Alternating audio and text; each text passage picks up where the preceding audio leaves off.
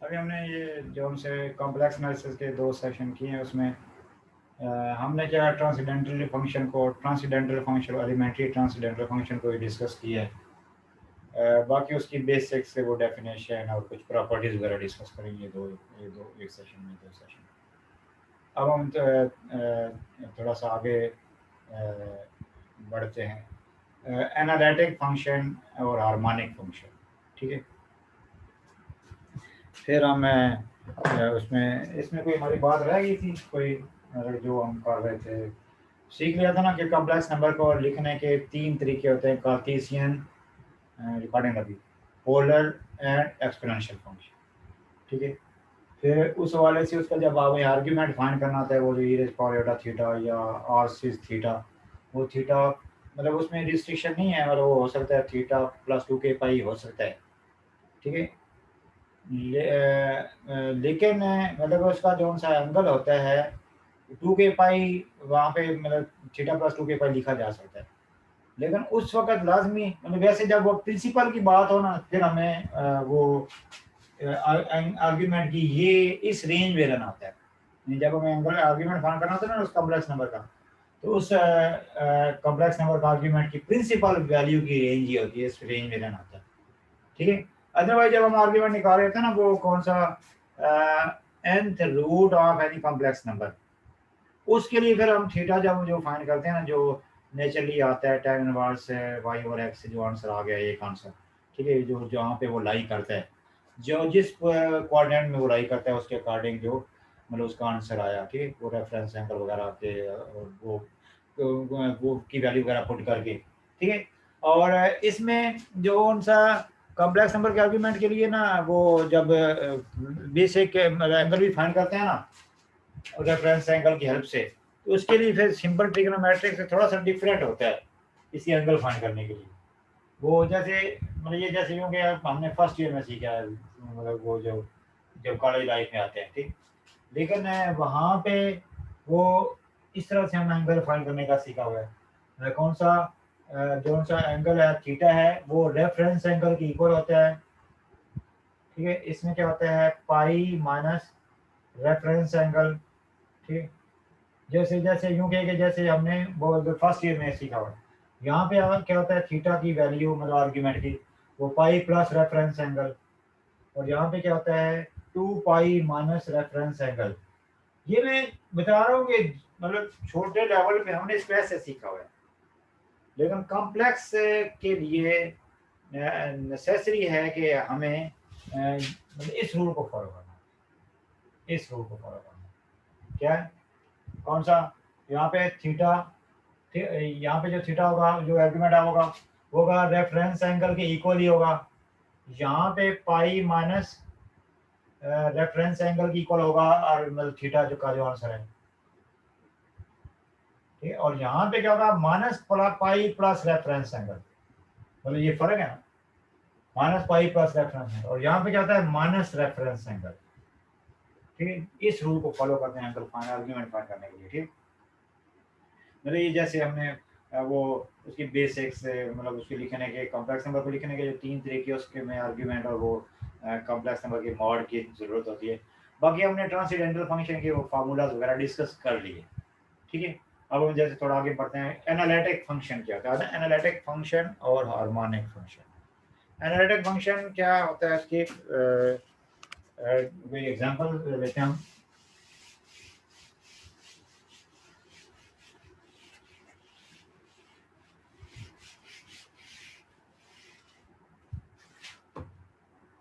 ये सारा ना रेस कर दूंगा इस बोर्ड पे।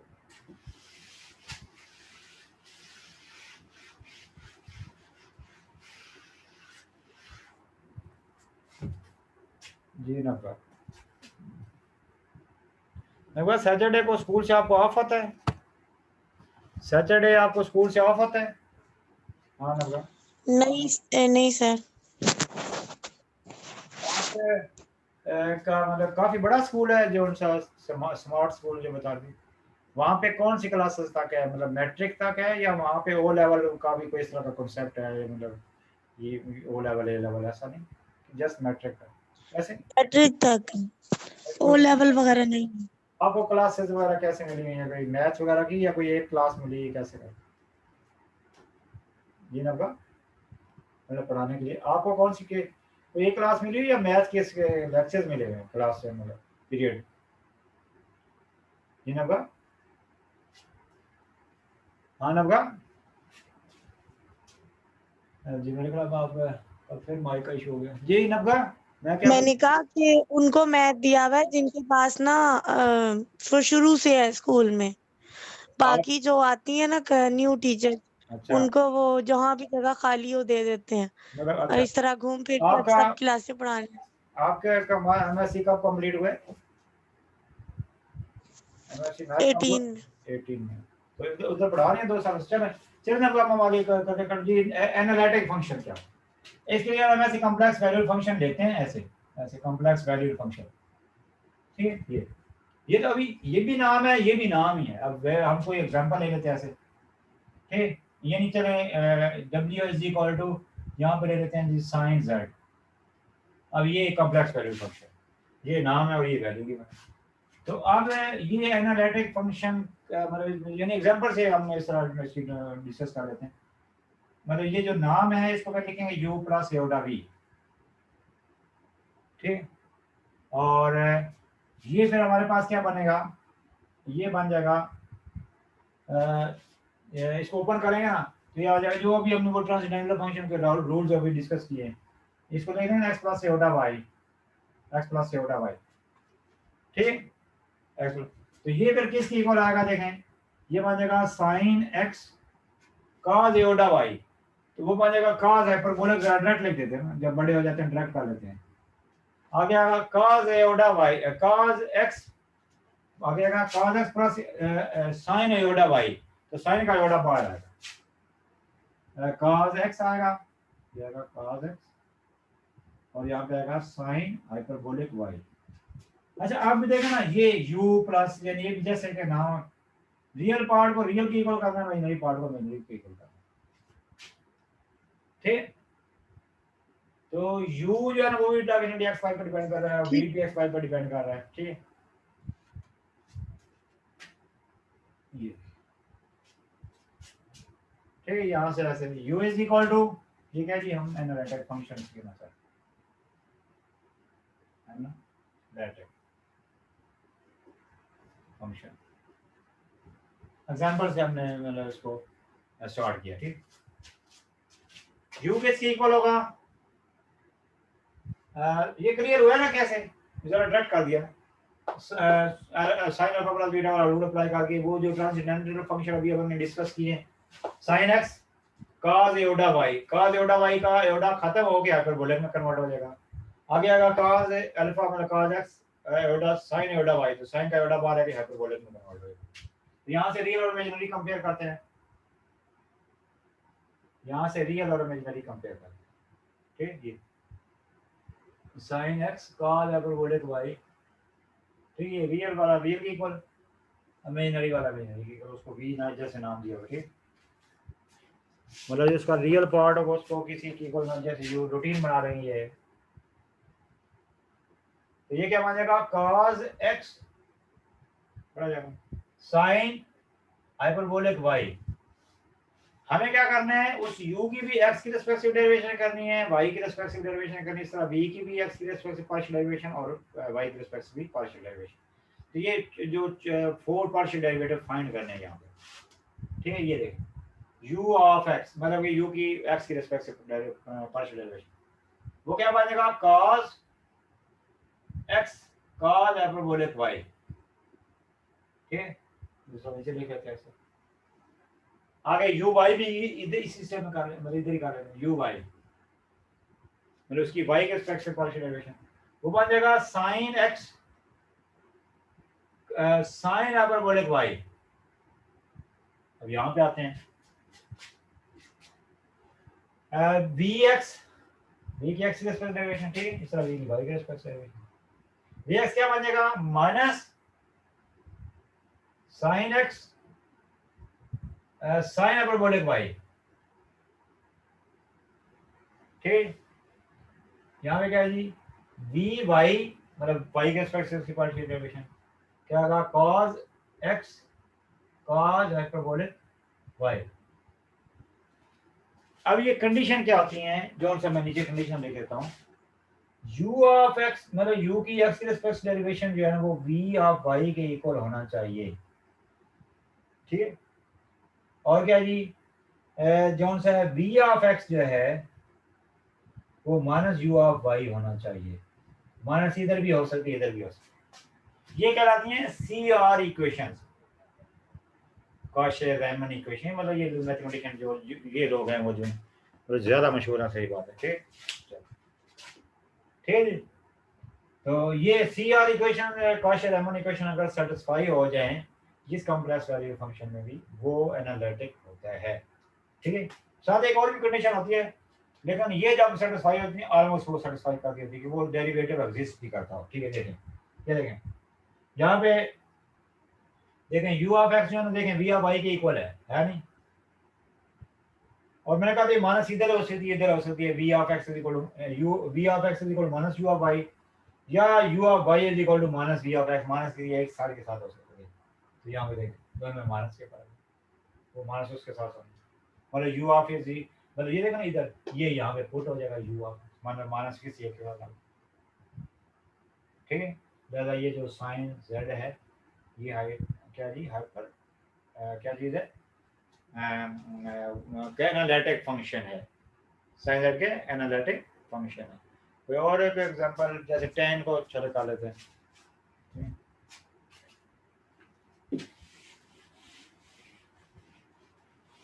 या कोई इस तरह z स्क्वायर इस तरह को कर लेते हैं, ऐसे कोई z स्क्वायर इस तरह, ठीक है। जरूरी नहीं कि ट्रिग्नोमेट्री की करें, कोई इस तरह जैसे z स्क्वायर को करें, ठीक है। ये जी w is equal to z square, ठीक है। चेक करते हैं इसका, तो क्या बन जाएगा u प्लस एवडा v, z क्या होगा x प्लस एवडा y का स्क्वायर, ठीक। स्क्वायर ओपन करते हैं इसका, ये क्या बन जाएगा x square plus y minus y square minus y square plus 2xy एवडा, ठीक। तो ये u किसकी इक्वल है, v किसकी इक्वल है, ठीक।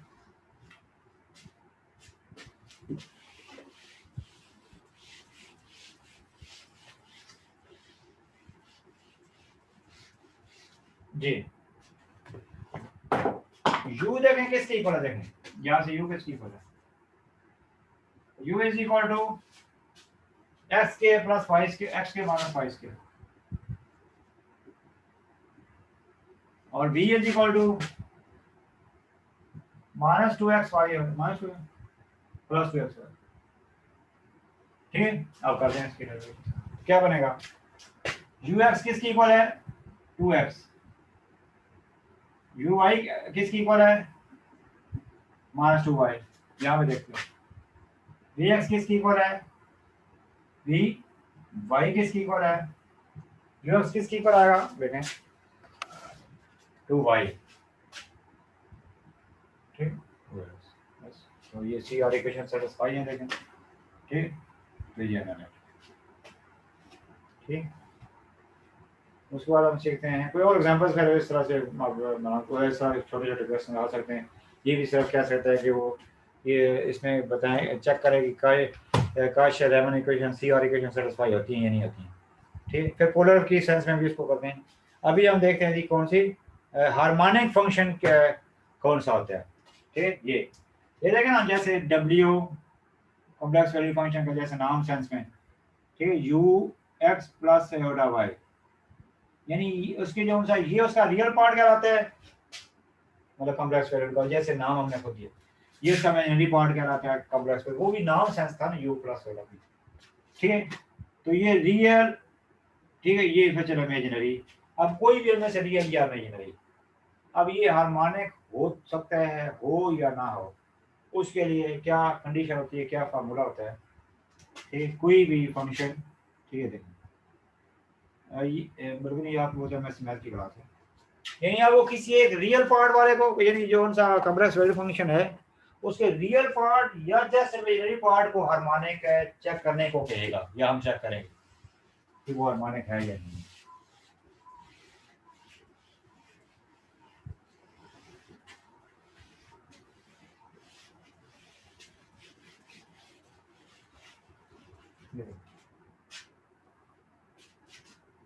जैसे कोई ये नहीं, क्या हार्मोनिक क्या क्या कंडीशन होती है, ये उसकी u हो, u या v किसी एक हो, x के रिस्पेक्ट से पार्शियल सेकंड डेरिवेशन, x के रिस्पेक्ट से पार्शियल सेकंड डेरिवेशन प्लस उसी मतलब u की x की रिस्पेक्ट से u की x y के रिस्पेक्ट से पार्शियल।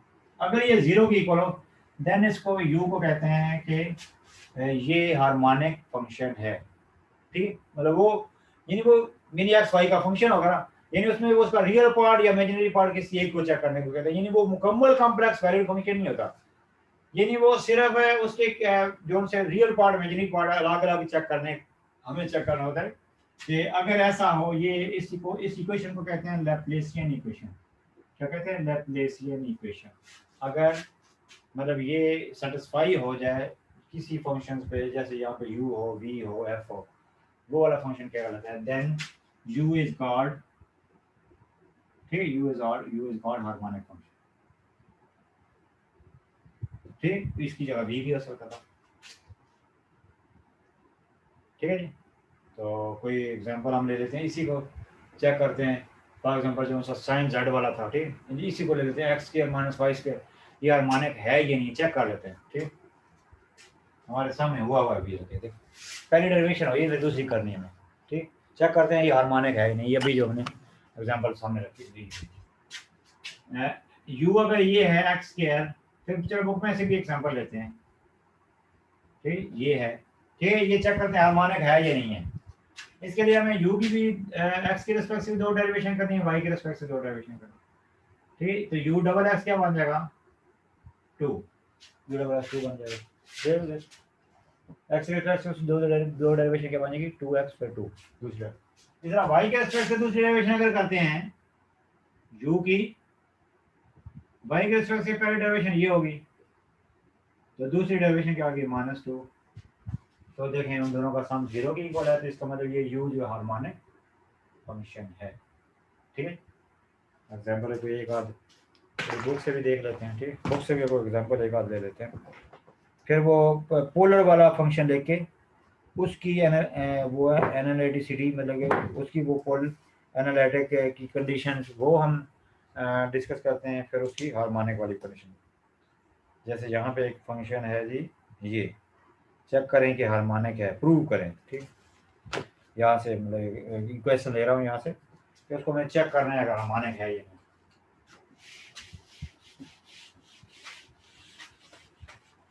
हार्मोनिक का ये कंडीशन पता तो चल गया ना कि जिसका मतलब वो जो मतलब एक्स वाई का जो वेरिएबल है उसकी एक्स के रिस्पेक्ट से डबल डेरिवेशन पार्शियल और वाई की रिस्पेक्ट पर पार्शियल डबल डेरिवेशन में करनी है, फिर उन दोनों का सम 0 है, मतलब u double x plus u double y is equal to 0 है, देन वो वाला यू जो होता है वो क्या कहलाता है, हार्मोनिक फंक्शन कहलाता है।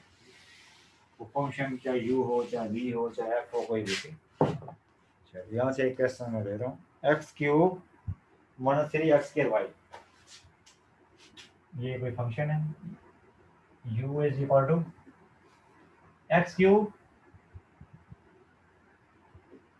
Minus 3x y square plus 3 क्या लिखा हुआ है 3 लिखा बड़ा डेम नजर आ दूर, मैं दूर करके देखता हूँ, 3y स्क्वायर लिखा हुआ है, नीचे देखो 3x स्क्वायर, वो बड़ा अजीब सा हैंड राइटिंग में लिखा हुआ है, मतलब वो डेम कटा हुआ लग रहा है जी। x के क्यूब माइनस 3x के 3x वाई स्क्वायर, आगे का प्लस 3x स्क्वायर,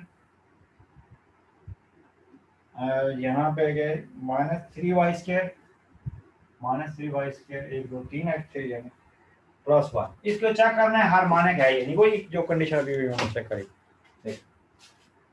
ये बन जाएगा u डबल एक्स, मतलब पहले ux करते हैं 3x स्क्वायर, ठीक, उसने प्रूव करें, चेक करेंगे क्या प्रूव करें, चलो प्रूव करें, चेक करें, कॉन्सेप्ट तो यही है ना, मतलब प्रूफ मतलब हाँ होना चाहिए चेक, मतलब कि बताना है या नहीं, और उसने प्रूफ बोला 3x²। अब इसकी एक्स के रिस्पेक्ट डेरिवेशन करेंगे, क्या बन जाएगा 3y², ये बन जाएगा 6x, ठीक आगे 0 है। अब इसकी y एक्स के रिस्पेक्ट से डबल डेरिवेशन, दूसरी डेरिवेशन क्या बन जाएगी 6x, लगभग जवाब है 6x, और ये कितना बन जाएगा -6y, 3x की रिस्पेक्ट डेरिवेशन 6x + 6, ठीक है ये होगी एक्स के रिस्पेक्ट डबल डेरिवेशन। अब y के रिस्पेक्ट से दो डेरिवेशन, मतलब पार्शियल डेरिवेशन, uy बन जाएगा -6xy, -6xy, वो क्या बन जाएगा -6y। दोबारा इसकी y के रिस्पेक्ट डेरिवेशन करेंगे, वो बन जाएगा -6x, -6, देखें इन दोनों का सम 0, ठीक नाउ, ठीक u�XX + u�Y, ठीक देखें इन दोनों का सम 0 है, तो इस वजह से u जो है हार्मोनिक है, ठीक वो क्या है 6x + 6, अभी क्या है -6x -6 तो 0, u इज हार्मोनिक, मतलब क्या है u जो है वो क्या है हार्मोनिक, ठीक है जी।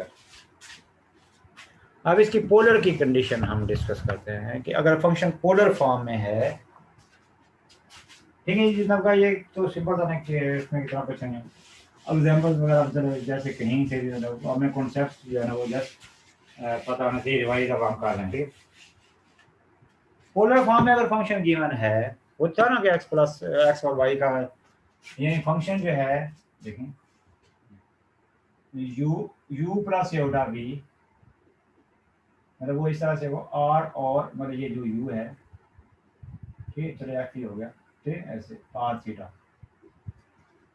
ठीक इसके लिए क्या कंडीशन होती है कि इसकी एनालिटिक के लिए क्या कंडीशन होती है, ठीक और इस तरह फंक्शन गिवन होगा ना, मतलब थीटा और r में गिवन होगा, ठीक देन इसके जो सा मतलब वो जो रियल पार्ट होगा ना उसको u के इक्वल कर देना था खुद से, और जो इमेजिनरी पार्ट होती है उसको v के इक्वल खुद से करना होता है, ठीक कंडीशन है फिर भी एक बार देख, ठीक कौन सी एनालिटिक की जो कंडीशन है जी, u की r के रिस्पेक्ट डेरिवेशन 1/r v θ, ये मतलब देखो ना मतलब इज इक्वल टू, तो यहाँ पे गिवन होगा ना ऐसे, जो एटा वाला होगा उसको v के इक्वल कर लेंगे, जो ठीक मतलब उसमें भी बेसिकली उसमें भी r और थीटा नजर आ रहा होगा, उसमें भी r और थीटा नजर आ रहा होगा ऐसे, ठीक इधर यूं लिखते हैं ऐसे, यू एफ नहीं लिखते, यूं लिखते हैं ऐसे, उसमें भी r और थीटा के संग हमें नजर आ रहा होगा, और यहाँ पे भी हमें r और थीटा वो पे डिपेंड करते नजर आ रहे हैं, ठीक चलो अब एनालिटिक के लिए क्या कंडीशन होती है, u की r की रिस्पेक्ट से डेरिवेशन 1/r v की थीटा की रिस्पेक्ट से, ठीक दूसरी की दो कंडीशन होती हैं, जैसे वहां पे भी एनालिटिक की दो कंडीशन थी, इस तरह से v की r की रिस्पेक्ट डेरिवेशन इसमें माइनस होता है, दूसरी तरह से v की r की respect derivation is equal to -1/r u theta, ये दो कंडीशन हो गया, मतलब क्या है मतलब जिस तरह r और थीटा में फंक्शन गिवन होगा तो उसका जो रियल पार्ट उसको u की इक्वल u करके और इमेजिनरी पार्ट को v की इक्वल करके, ये वाले दो इक्वेशंस ये कहलाती हैं CR इक्वेशन, काशी-रीमन इक्वेशन, ठीक ये अगर सेटिस्फाई हो जाए देन वो वाला फंक्शन जो है पोलर फंक्शन वो क्या होता है एनालिटिक फंक्शन होता है। अब इसके लिए जो सी लैप्लेसियन एनालिटिक, ठीक मतलब वो जो फंक्शन होता है वो क्या होता है एनालिटिक होता है, मतलब फंक्शन तो जैसे पूरा हो गया ना, जैसे ये देखो फंक्शन तो अगर ये हो गया ना ये चलो यही नाम हो गया, इसमें इतना कोई मैटर नहीं है, वो तो यूं हो गया ना ऐसे एफ हो गया r थीटा, देन वो जो गिवन फंक्शन होगा वो क्या होगा एनालिटिक होगा। अब उसका रियल पार्ट में इवन पार्ट अलग अलग लिख के u या v अकेला, वो हार्मोनिक के लिए कंडीशन इसमें भी कोई r वगैरह का, यहाँ पे क्या है u की क्या r के रिस्पेक्ट से डबल डेरिवेशन, ठीक इसमें कोई वो जैसे थोड़ा मैंने कहा चलो कंफर्म कर लो 1/r किसी एक के साथ होता है, किसी एक के साथ -1/r होता है कंफर्म इसका ये होती है इक्वेशन, इसकी जो सी होती है ना कौन सी लैप्लेसियन की ये इक्वेशन होती है, ये वाली कंडीशन सेटिस्फाई हो तो वो लैप्लेसियन होता है। मतलब क्या है, u की r की रिस्पेक्ट से double derivation plus 1/r square plus 1/r square, u की r के रिस्पेक्ट से derivation plus 1/r square plus 1/r square, u की थीटा की रिस्पेक्ट से डबल डेरिवेशन 0 के इक्वल हो, तो देन u जो है, देन u क्या कराता है, then u is called harmonic function. ठीक, देन u क्या कराता है, हार्मोनिक। u की r की रिस्पेक्ट से डबल डेरिवेशन प्लस 1/1/r है, खाली यहाँ पे 1/r है। ठीक, और ये u ऐसे लिखा हुआ है, तो u जरा बड़ा सा लेके u की r की रिस्पेक्ट से पार्शियल डेरिवेशन। ठीक है, ठीक, ये थोड़ा बड़ा लिख देता हूँ, मैं दोबारा लिख देता हूँ ताकि आपको मतलब क्या है, u जोन सा है उसकी r के रिस्पेक्ट से डबल डेरिवेशन r के रिस्पेक्ट, और यहाँ पे क्या है यहाँ पे क्या था 1/r स्क्वायर था ना, यहाँ पे 1/r u की r के रिस्पेक्ट से डेरिवेशन, यहाँ पे क्या है 1/r स्क्वायर u की थीटा के रिस्पेक्ट से डबल डेरिवेशन 0 के इक्वल हो। इस इक्वेशन को कहते हैं Laplacian equations in polar form, Laplacian equation. और इस केस में u क्या होता है वो ये चेक करते यहाँ पे पहले तीसरी में चेक, u की r के respect double derivation plus 1/r u की r के रिस्पेक्ट से डेरिवेशन, मतलब एक partial derivation, first partial derivation, ये पार्शियल सेकंड डेरिवेशन r के रिस्पेक्ट से, वहां पे पार्शियल सेकंड डेरिवेशन थीटा के रिस्पेक्ट से। ये इस इक्वेशन को कहते हैं लैप्लेसियन इक्वेशन इन पोलर फॉर्म। ठीक है, इस केस में ये u क्या कहलाता है, हार्मोनिक फंक्शन कहलाता है। ठीक है, अब एग्जांपल पे लेके फिर थोड़ा वाइंड अप करते हैं। ठीक है, एग्जांपल बुक से ही ले लेते हैं, बजाय कि हम अपने पास एक क्वेश्चन बना रहे हैं। एग्जांपल है यहाँ पे r की पावर n, इसको चेक करना है नहीं बल्कि प्रूव करना है कि हार्मोनिक है। ठीक, और कोई ले लें, ये एग्जांपल एक ही है, और भी देखता हूँ, जस्ट जो थोड़ी कम टाइम लगने वाली है। चलो इसको देख लेते, चलो इसी को करते हैं। ये जी r की पावर n, बस ये कर देना ना, ये जो r की रिस्पेक्ट से दूसरी डेरिवेशन, r की थीटा के रिस्पेक्ट से डबल डेरिवेशन हमने करने आ गए। क्या कोई फंक्शन है जी, u is equal to r की power n cos n theta, ऐसे करके। यानी क्वेश्चन तो डेफिनेटली कहीं से लेना पड़ रहा है, ठीक है, बुक से क्वेश्चन ले रहा हूँ। r की power n cos n theta, जो कहता है कि चेक प्रूव करेंगे ये हार्मोनिक है। u is equal to r की power n cos n theta, ये क्या है cos n थीटा। ठीक, इसको हमें प्रूव करना है कि हार्मोनिक है, मतलब क्या, दो डेरिवेशन करेंगे, फिर एक एनालिटिक वाला इक्वेशन निकालेंगे। वैसे तो है बड़ा थका बड़ा, चलिए देख, u की r के रिस्पेक्ट से पहली डेरिवेशन वो क्या बन जाएगी, ये r के रिस्पेक्ट से डेरिवेशन यानी पार्शियल डेरिवेशन, ठीक, r के रिस्पेक्ट से डबल डेरिवेशन, सिंपल है, इतना टाइम लगेगा। ये r के रिस्पेक्ट से डबल डेरिवेशन, तो वो बन जाएगा n to n - 1 सा क्या बन जाएगा r की पावर n - 2, ठीक, cos n थीटा। अब हमें क्या करना है, वो दूसरी डेरिवेशन थीटा के रिस्पेक्ट से करना, थीटा के रिस्पेक्ट से दूसरी डेरिवेशन, ये बन जाएगा u theta partial derivation r की पावर n माइनस क्या आएगा, माइनस n डायरेक्ट लिख देते हैं, r की पावर n, n मतलब उस वाला sin n थीटा। ठीक, अब दूसरी डेरिवेशन u डबल थीटा जी सर। पार्शियल, तो वो ये n भी लिखो। अब कहाँ जाएगा, वो बन जाएगा n स्क्वायर, ठीक है, ऐसे मतलब वो इधर आएगा, वो आएगा n स्क्वायर, ठीक, क्या आएगा sin cos n थीटा। ठीक, अब वो कंडीशन जो सा फार्मूला है इसका, u की r के रिस्पेक्ट से डबल डेरिवेशन देखें, plus 1/r ur plus 1/r square u double theta, इसको हमें चेक करना है, 0 की इक्वल होना चाहिए। u डबल r कितना है, ये वाला देखें, n स्क्वायर ऐसे ओपन कर लेते हैं, n स्क्वायर r की पावर n - 2, ठीक, n स्क्वायर r की पावर n - 2, ठीक, मल्टीप्लाई कर देना, और क्या बन जाएगा, साथ मतलब ओपन कर देना, इसके साथ अलग लिख दिया, उसके साथ अलग लिख देंगे, नहीं वो 1/r स्क्वायर बन जाएगा ऐसे, चले, ठीक, ऐसे कर, ठीक, चलो ऐसे लिखा रहने देते हैं, दो टर्म लाइक एक होगी एन स्क्वायर वाली है, वो भी एक एन के बगैर कैसे करें उसको रिस्पॉन्स देखेंगे। ये आएगा cos n थीटा और दूसरी क्या बनेगी, एक तो एन स्क्वायर वाली होगी दूसरी एन वाली होगी, ठीक, यानी इस तरह से सेपरेट करेगा और साथ क्या है cos n थीटा। चलिए आप उसमें 1/r किसके साथ है, इसके साथ 1/r, इसे 1/r करेंगे तो ये भी n-2 बन जाएगा, इसमें जब 1/r करेंगे तो प्लस क्या आएगा 1/r, ये बन जाएगा n r की पावर n-2 भी बन जाएगा, साथ क्या है cos n थीटा, ठीक हो गया। अब उसमें 1/r स्क्वायर इस वाले में, तो ये क्या है r की पावर n है ना, ये भी बन जाएगा ऐसे, ऐड करना है तो वो माइनस बन जाएगा n स्क्वायर r की पावर n-2 साथ क्या जी cos n थीटा। देखिए वो चारों टर्म्स आपस में कट गए, ये इसके साथ कट गया, ये इसके साथ कट गया, ठीक, ठीक। एनालिटिक भी की भी उधर हो जाएगी सिंपल, वो कंडीशन है, कोई एग्जांपल दे किया जा सकता है, ठीक, मतलब उसमें 1/r इधर उसके साथ मतलब या डिवाइड करके उसकी इक्वल आएगा या नेचुरली नजर आएगा, ठीक। तो इंशाल्लाह फिर कल कोशिश करेंगे, असल में उनकी क्लास को मैं ना किस दिन वाइंड अप करूँ ना, 6 बजे का क्या सीन है, 6 बजे कल रख लें क्लास आपका। जैसे मैंने आपसे पूछा कि आप कहती हैं सैटरडे को होता है, मैं ये सोचा कि सैटरडे को नहीं होता, कोई 12-1 बजे कल हमारे यहीं कर लेते हैं। आप सैटरडे को जाते हैं स्कूल? जी ना जी सर जाते हैं। चलें फिर वो 3 बजे वाला मैं वादा करता हूँ, फिर उसमें मैं वाकई नहीं पूरा उतर पाता, तो कल फिर इंशाल्लाह 6 बजे मैं कोशिश करूँगा, 6 बजे तो कोई नहीं। जी जी जी होगी वैसे। अब आप 3 बजे 3 बजे, तीन चलो 3 बजे मैं बजे ठीक है, मैं इंशाल्लाह 3 बजे कल करता हूँ, लाजमी मैं इसको मैं नहीं करता हूँ, ठीक है 3 बजे और फिर 9 बजे, ठीक है, ओके, अल्लाह ओके।